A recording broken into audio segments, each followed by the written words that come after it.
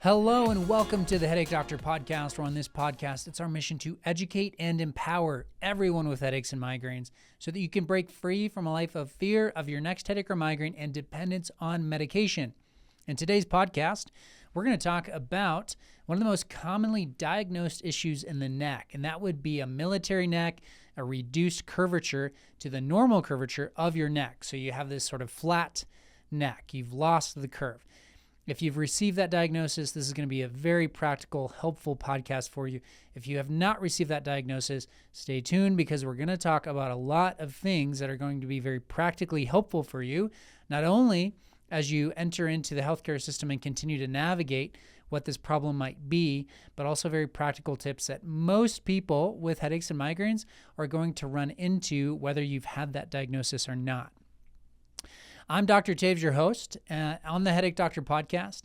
I'm a physical therapist. I'm the owner and founder and one of the providers here at Novera Headache Center in Colorado Springs and Parker. And as I said at the intro to this podcast, we are on a mission here at Novera to educate and empower you. Okay, so what that means on this specific podcast is we're going to talk about that curvature of the neck, what is normal, what happens when it's not normal. Do we panic and think, okay, I'm just messed up, or I need to get my alignment fixed? How do we understand this as an issue that relates to headaches and migraines? This is an important topic, one, because there are a lot of people that get diagnosed with this military neck, reduced curvature in the neck. And then the implications of this are, from my perspective, are kind of interesting because when we put the lens on this problem of movement as opposed to alignment, then we start to understand, okay, what can we actually do to reverse this process and restore the neck to what would be a normal resting position and then normal function. So when we look at our healthcare system and you think of providers that work on the neck, you're probably going to think of potentially chiropractic and then maybe physical therapy. Now, to understand the two different practices and how they're going to look at something like a neck problem, there's a totally different paradigm for each. So the chiropractic world is generally going to look at things through the lens of alignment. Okay, so that's where they're going to rely heavily on an x-ray image, where that x-ray is going to show them the alignment of the spine, and then they're going to match that up to what they would say is like a normal curvature, and then they're going to show you the deviation, and then their treatment's going to focus mainly on adjustments, which are going to intended to improve the alignment. Now, what physical therapy is going to do is have a perspective of movement, okay? So when we talk about movement, we're looking at joints, the biomechanics of the joints, how those joints are structured and intended to function, muscles, tendons that are contracting and allowing those joints to move as they're intended, and the whole musculoskeletal system in its function and in its movement as we're designed to move, okay? So I'm a physical therapist. I may be biased, doesn't mean I'm wrong, but the bias is going to be towards movement and a movement model. So we're going to apply a movement model to what is oftentimes being diagnosed in an alignment evaluation, okay? Now, the military neck is not necessarily something that's like high on our list of things to screen for, but it's definitely something that we will look for and will help us understand what this patient's spine and their neck and their body has been through, usually over a longer period of time. So years and years leading up to the point where I'm actually seeing someone, it'll tell a story. And so we're going to talk about that story and what it means. All right, first off, posture can look different from person to person. All right, so the sense that there's one perfect, ideal posture is not necessarily the standard that we should shoot for when it comes to improving your situation, okay? Meaning symptom relief should be the goal, right? Obviously, if you are going through life and you have frequent headaches or migraines, we should be in the pursuit of reducing the frequency and the intensity of those migraines, okay? Now, should the intent be to get perfect posture? And that's the intent in the sense that we take this evaluation, we do the x-ray, we see that your alignment's slightly off, and then we improve your alignment. And with the hopes of symptoms improving, or should we focus on symptoms and then have that be our guide with these objective things in the background that we can manipulate, change, work on, as far as like a to-do list or a task list, things that we can improve that should reduce the symptoms. Now, if I back up and say, okay, like of course, in both models, the desired outcome should be the reduction of symptoms. Oftentimes when we get into this alignment mode, though, the priority seems to be more so on alignment and getting your body into that perfect alignment. So matching your cervical spine up with their ideal image of what the curvature should be. And that's sort of the goal that we're attaining, that we're seeking to attain. And one of the problems there is it may breed this sense of like dependence of I need you to tell me how I'm feeling. Whereas if we have a symptom focus, you actually are in control and you understand how you're feeling and you feel empowered. Okay, so just as a basic framework paradigm, I'm going to sit on the side of like, let's focus on symptoms so that you feel empowered, you understand what your body needs, and then you can respond to it. All right. So posture can look different from person to person, and we will have people that have relatively poor posture, but their symptoms can be manageable and great, and they're living a life and a good quality of life, and their health is in good shape. And then we can have people that have relatively good posture, but their neck has issues that are causing these headaches or migraines that are frequent and debilitating. And so just looking at posture alone it's not it's not as if it's information that isn't valuable for understanding the problem, but it's also not the only thing and shouldn't be the priority, because one person to the next can look different. Okay, so there are norms in what our posture should look like. So when it comes to the neck and the cervical spine, we have what's called a lordosis. Okay, so that is a curvature where the front of that curve is facing forward, right? So that the concave portion of it is facing back. The convex part of that curve is forward, all right? So we have this lordosis, and the opposite curvature would be the kyphosis. So it's lordosis through the cervical spine, kyphosis through the thoracic spine or the mid-back, and then lordosis again through the lumbar spine, okay? Now that would be the normal curvature. Now if you have reduced the curvature where you don't have the lordosis through your neck, that would be something that is significant. It would say, okay, there's something here that has pulled the neck out of that normal curvature into an abnormal curvature, okay? Or it's lost its curvature. And then we think of the mid-back. And when you think of posture, oftentimes people think like, oh, I don't want a hunchback, right? I don't like this hyperkyphotic positioning, the rounded shoulders, the forward head position. You think of the potentially the older lady or gentleman that's really hunched over and can't even stand up straight anymore. So that's a scenario that pops into people's heads when they think of like poor posturing, right? Now, oftentimes when it comes to the mid-back, yes, we want to avoid that hyperkyphotic position, so that hyper forward curvature. But oftentimes what we find is people have lost the curvature through their mid-back as well, okay? So we can see a reduction in the normal curvature through the mid-back, and then we also potentially see a reduced curvature through the lumbar spine, okay? Now, what's happening here is that the whole spine needs to be looked at and understood as far as like, okay, each vertebrae sits on the vertebrae below it. And so we kind of have this foundation in the lumbar spine that travels up into the neck.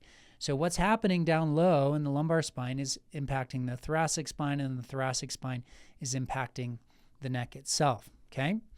And so when we think about sitting and prolonged sitting and the postures that we're in throughout the day, most of our day is going to be spent sitting. And when we sit, we are going to naturally lose the lumbar lordosis, that curvature through the low back, okay? So like our tailbone will tuck under us, we'll lean forward to look at and interact with whatever is in front of us, and our low back will lose that normal lordosis, okay?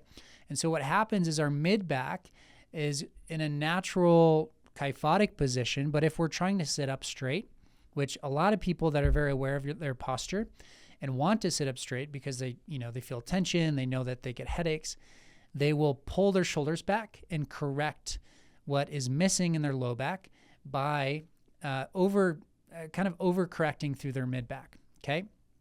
So the low back loses its lordosis, that natural curvature. The mid back is having to compensate. And what happens is you appear to be sitting up and have good posture, meaning like your shoulders and your neck and your head might be in alignment in a sense, but you're essentially pulling from your mid back. Like you're flattening out the normal curvature that should be there in your mid back. And the reason that you're having to do that is because each curvature in the spine corresponds to the curvature below it. So if the lumbar spine has lost its lordosis, then the mid back is either going to sort of, it's going to respond with, if you are going to sit up straight and you lose the mid back or the low back curvature, then the mid back is also going to have to lose its curvature, right? Does that make sense? So we're sitting, low back is kind of hunched forward. So we've lost the lordosis. The mid back, either you're going to be slouching forward, but because you don't want to slouch, you sit up straight. But as you sit up straight, you're correcting that by flattening out the mid back. Okay. So in a sense, when we're sitting and you're thinking you're doing the right thing by sitting with good posture, you've reduced the mid back curvature. All right. So here's what happens when we reduce the mid back curvature. Okay. Oftentimes our shoulder blades, our shoulder blades are reliant in a sense on the normal curvature through the mid back and resting on a rib cage. Okay. So when we've reduced this mid back curvature, then our shoulder blades are kind of just floating there. And it's very typical for patients to start getting this floating shoulder blade that's kind of tipped forward. Okay. So we've got a reduced mid back. We've got these shoulder blades that are kind of tipped forward. It's called winging. So the lower portion of the shoulder blade will kind of stick out, and then you'll carry all your tension up on the top part of the shoulder blade. So that's going to be the upper trap, the levator scapula, these shoulder muscles that then run into the neck. Okay. Now, one key muscle that's really important in this scenario and can be the linchpin, meaning it's going to contribute to like perpetuating these problems, but once we address it, it can also reduce this issue. The latissimus dorsi, so the lats, they run from your low back and all the way up into the front of your shoulders. Okay. So it's a really interesting muscle group because it spans basically the entire spine, or, the lumbar and the thoracic spine, and then it impacts the shoulder. So think of the lats as they act on the shoulder and pull things down and in. So your shoulder coming down and in, think of like a lat pull down, right? So if you're sitting on a bench and you pull straight down, your lats are going to be activated. And those are the big back muscles. So like on the big bodybuilders, it's like when they flex, there's like this, there's this V shape to them. And that's that latissimus dorsi muscle that enters in, it actually attaches into their arm bone, the humerus. And so when the lat is tight and restricted, what it does is it will pull the shoulders down and in. All right. Now, oftentimes when you try to pull your shoulders back and get good posturing, right, it puts some tension through the lats, and then the lats will reactively, again, just flatten out the mid back. Okay. So when you have tight lats, you can't have your shoulders in good position and have the normal curvature in your mid back. One of the things has got to give. And most people, when they think of posture, they think, okay, if my shoulders are in a good position, then I'm good. But the problem is, if your shoulders are in a good position, then the compensation is happening through your mid back. And here's why that's important. Because the low back has lost its curvature. Now the mid back is flattening out. And what happens is the curve has got to come somewhere, right? So we're kind of losing curvature. When it comes to the low back, oftentimes it's L5, S1, and that's a different topic. But what we want to talk about as we go up is in the CT junction. So the cervical spine, the neck, interacts with the thoracic spine, the mid back. And what happens is the CT junction is kind of a pivotal point that oftentimes a lot of stress will build up. So the mid back has lost its curvature, And then we get this sort of what's called a dowager's hump. Like it's this excessive curvature right through that junction where the neck and the upper back come together. Now, you might know that you have this, especially my female patients are very aware of that little hump that they might have. And it's not necessarily like a traditional, what could be called like a dowager's hump or excess fat in that area could be something outside of just, not could be, is typically something outside of, just your posturing. But when we're looking at posturing, there is an excess curvature that oftentimes we'll see right at that CT junction in response to the flat mid-back, the increase of lat tension leading to the flat mid-back, the increase of low back curvature, and then all of that kind of stacks up. The curvature needs to come from somewhere, and so it kind of hits lower neck, upper mid-back, okay? So we have this excess curvature. And then what the neck needs to do is respond to that. And as of these three segments, so low back, mid back, and the neck, as those two segments are flattening out, the neck is also going to essentially lose its curvature, right? And so we have what naturally would be like a forward shoulder, forward head position, but you're aware of your posture, so you pull everything back.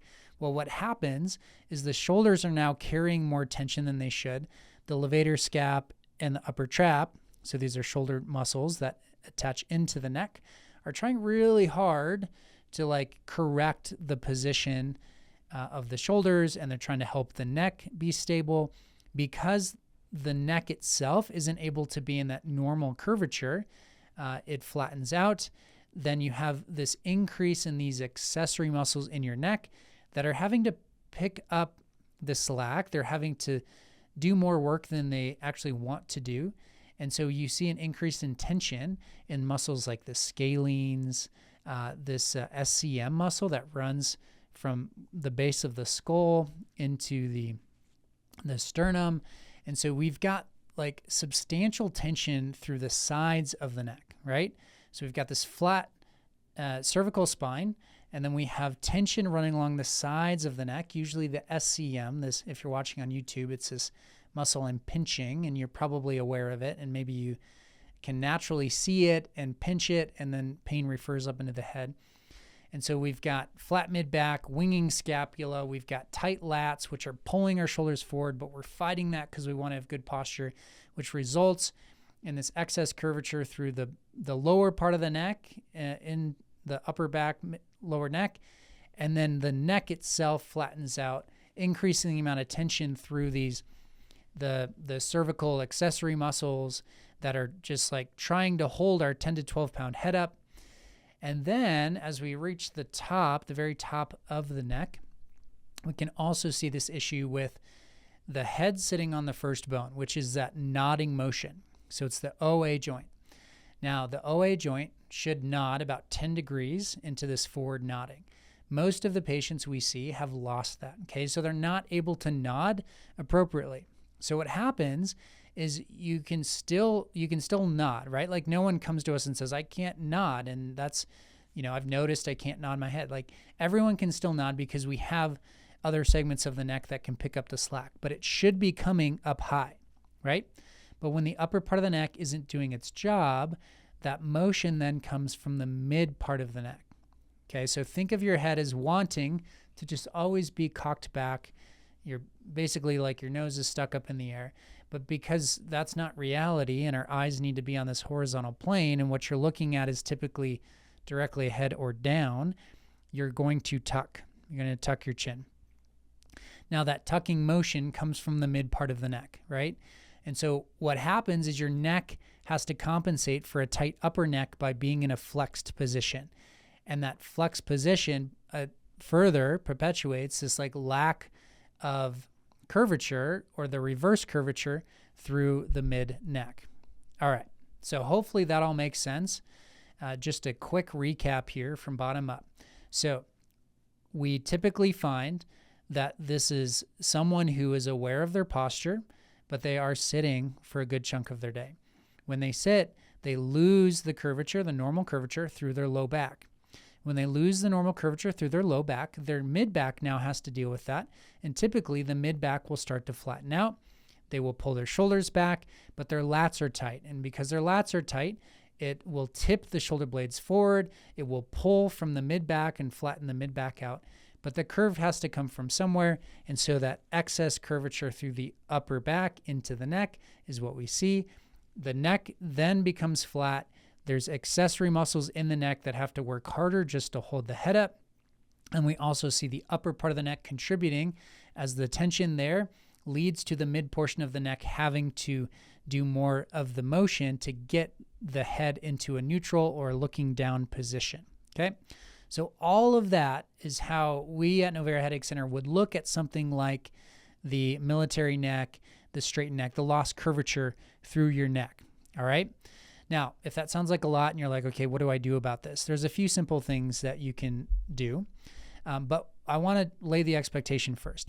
So the expectation is not that we put some simple things in place and then your posture improves, and your posture has to improve for you to feel better. Okay. If we circle back to what I said at the beginning of the podcast, we are going to be more symptom focused, and then we're going to look at the objective things and work on those. As they change, we should see a reduction in the symptoms. Okay. But those objective things don't need to be perfect for you to be symptom free. So generally, what we see is patients over the course of, let's say you're here in person in Colorado Springs and we're able to see you twice a week for 6 to 8 weeks. It's not as if we get to the end of 2 months and your posture is just all of a sudden looking really good. The posture might take a year plus to change, and that would take on you, the patient, like implementing stretches, changes in posture, lifestyle changes, incorporating movement. And then those changes can be relatively slow. But the symptoms themselves are going to be more dependent on your body just being able to move like it's intended to. So meaning, how much tension is there through your lats? What are your shoulders feeling? How much are those accessory muscles having to do throughout the day? What's the mobility in the upper part of your neck? And so these things that I'm hitting on that are contributing to the reduction in curvature in your mid-neck are really the things that we want to hit on, as opposed to just the neck itself. And one of the things that's important to understand is that when you look at these problems through a movement perspective, then you get a movement solution. If you look at them through a static lens of alignment, then you get a static solution, right? So think of like the dinner roll that you lay on and you just let your neck relax into that curvature. I'm not saying the dinner roll is bad. I've definitely had patients that find relief from it or find it helpful, but ultimately we're not addressing the restriction in the upper part of the neck, the lat tension that we're dealing with. We're not addressing the ability for the mid back to get into that curved position. We're not addressing the restriction that's likely through the CT junction. So there's all these things that we just need to get moving better.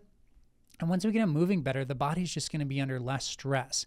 So even if someone presents with a relatively similar looking image, like an X-ray image, and their posture didn't change a ton, but we did unlock and reduce the amount of tension that person's carrying, allowing them to move better, then they should see a reduction in their headache symptoms that they're able to manage much better on their own. And so a couple things that you can do. I want you to, if you are sitting, I want you to stand ultimately, but even when you're sitting, I want you to put some lumbar support under your low back. So try to retain that lumbar lordosis, that natural curvature through your low back, so that your mid back doesn't have to respond with like flattening out. So that normal curvature is there through the rest of your spine. Try to sit symmetrically with your weight through both hips, both feet on the floor, rather than cross-legged or leaning from side to side. Okay, so improve the posture by either standing, putting lumbar support through your low back. And then I also want you to look at the lats. So the lats are really difficult to stretch. It's something that we work on physically here in the clinic, but there are a few lat stretches. They're going to be really hard to describe here on the podcast. It's something like if, in our virtual coaching, like we can take you through. But a lat stretch would definitely be something where we can improve the curvature through your mid back while putting your shoulders and everything into a better position. So a specific lat stretch is one of the best exercises for people that are in this scenario. And so we want to reduce the winging of the shoulder blade and then reduce or calm down the level of tension in your shoulders that's relying on your neck. And a lot of that is really helped by the physical hands-on component that we can provide here in clinic. But I've also had lots and lots of people through our virtual coaching that are able to find relief that present exactly this way. And then, of course, we have the upper part of the neck. When we look at the head sitting on the first bone and the amount of nodding that we can get through there, the amount of movement through the upper part of the neck is huge. So something like a chin tuck can target that area. Oftentimes it takes a bit more pressure. The SAM device can also get into that area and target the upper part of the neck so that you have some nodding. But there's different things that we can do to address the specific issues that have over time led to the reduction in curvature through the mid-back, the scapular winging, through the neck, and then over time, we can start to see changes in the other direction. But again, leading with symptom reduction, because ultimately that's what you want. You want to not have headaches. It's not as if you want your posture to look perfect. I mean, that can be a secondary thing for sure. But ultimately, you want your quality of life to improve, and you want to live your life without having headaches and migraines. And so there may be some changes you have to make in life, and there may be some things that we have to implement. But once we understand this problem and start implementing those changes, then we can find the relief that you've been looking for. All right, so there you go. There's military neck, the reduced curvature through the neck, and how to understand it, and then a framework of how to move forward and start helping yourself with this issue. Thank you all so much for listening to the Headache Doctor podcast. I truly enjoy this week in and week out.